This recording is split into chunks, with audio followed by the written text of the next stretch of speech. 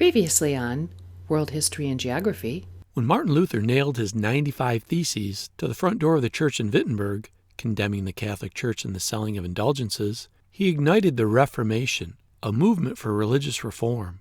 When Martin Luther nailed his protest up to the church door in 1517, he may not have realized the full significance of what he was doing. That's right, Lutherans, the followers of Luther's teachings, were the first Protestants, Christians that had broken away from the Catholic Church. The Anglican Church, or Church of England, was the next branch of Protestants. Under the leadership of Queen Elizabeth I, the Anglican Church, though Protestant, remained similar to the Catholic Church in many of its doctrines and ceremonies. Meanwhile, other forms of Protestantism were developing elsewhere in Europe.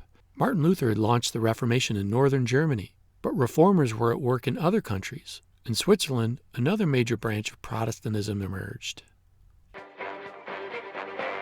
And now, our feature presentation. Religious reform in Switzerland was begun by Huldrych Zwingli, Zwingli, a Catholic priest in Zurich. He was influenced both by the Christian humanism of Erasmus and by the reforms of Luther. In 1520, Zwingli openly attacked abuses in the Catholic Church. He called for a return to the more personal faith of early Christianity. He also wanted believers to have more control over the Church. Another Swiss, John Calvin, also was beginning to clarify his religious beliefs. In 1536, Calvin published Institutes of the Christian Religion. This book expressed ideas about God, salvation, and human nature.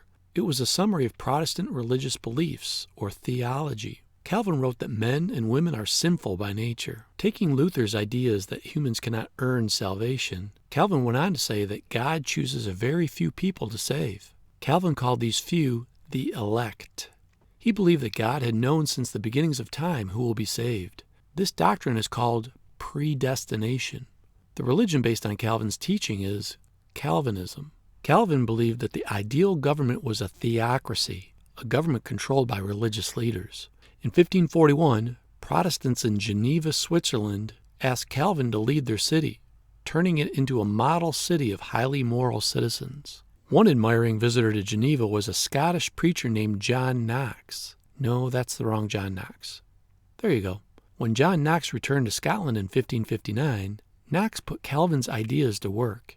Each community church was governed by a group of laymen called elders or presbyters. Followers of Knox's brand of Calvinism became known as Presbyterians. In the 1560s, Protestant nobles, led by Knox, made Calvinism Scotland's official religion. They also deposed their Catholic ruler, Mary Queen of Scots, in favor of her infant son, James, who would later become King James I of England. Elsewhere, Swiss, Dutch, and French reformers adopted the Calvinist form of church organization. One reason Calvin is considered so influential is that many Protestant churches today trace their roots to Calvin. Over the years, however, many of them have softened Calvin's strict teachings. In France, Calvin's followers were called Huguenots. Hatred between Catholics and Huguenots frequently led to violence.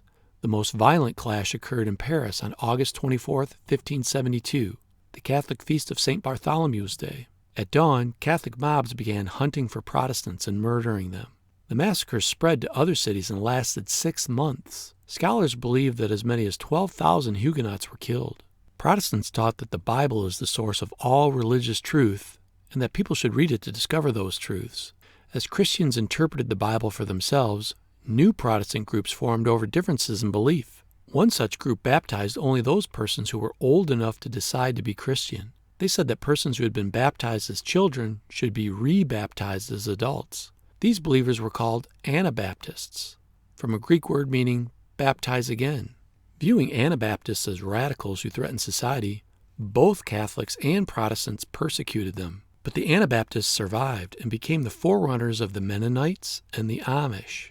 Their teaching influenced the later Quakers and Baptists, groups who split from the Anglican Church. While Protestant churches won many followers, millions remained true to Catholicism. Helping Catholics to remain loyal was a movement within the Catholic Church to reform itself. This movement is now known as the Catholic Reformation. Historians once referred to it as the Counter-Reformation, which was obviously a reaction to the Protestant Reformation. Important leaders in this movement were reformers, such as Ignatius of Loyola, which is in Spain. He took actions to reform and renew the church from within. In 1540, the Pope created a religious order for Loyola's followers called the Society of Jesus. Members were called Jesuits.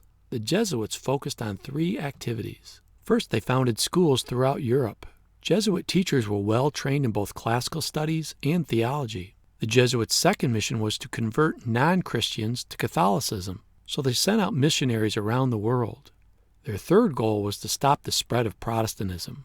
Two popes took the lead in reforming the Catholic Church. Pope Paul III took four important steps.